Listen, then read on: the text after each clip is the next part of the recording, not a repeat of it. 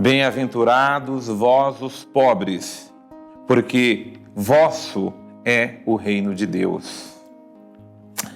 O reino deste mundo pertence aos grandes, pertence a quem tem poder, pertence a quem tem dinheiro.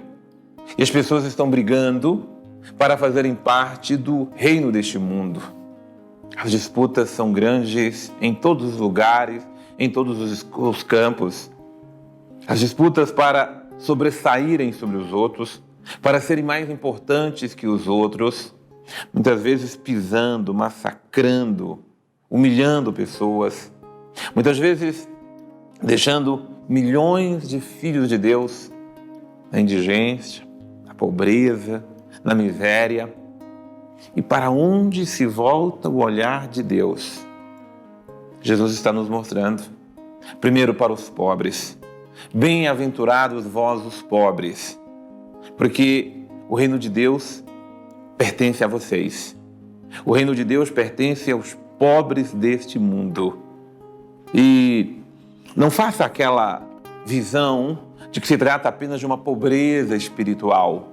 Não, Deus é o salário do pobre, do indigente. Deus é a graça que preenche o coração deles. É verdade que nós, que temos algo mais, que temos algo para comer, que temos alguma estabilidade na vida, deveríamos ser essa presença de Deus na vida deles, porque eles são presença de Deus para nós. Não dá para olhar para Deus se não olharmos os seus pobres, se não olharmos os famintos. E aí não podemos cair também naquela espiritualidade medíocre e dizer, não, mas eu também sou pobre. Estou me referindo aos mais pobres entre os mais pobres. Os pobres amados por Teresa de Calcutá, os pobres amados por Irmã Dulce, os pobres amados pela igreja, os pobres amados por Jesus, os pobres que muitas vezes não têm o que comer, o que vestir, os pobres que são aqueles que choram, como diz o Evangelho de hoje, que hão de rir no reino dos céus. Os pobres como o Lázaro, lá do Evangelho, que tinha que, como consolo, somente os cachorros para lamberem suas feridas. Meus irmãos, a nossa conversão passa por cuidar dos mais pobres.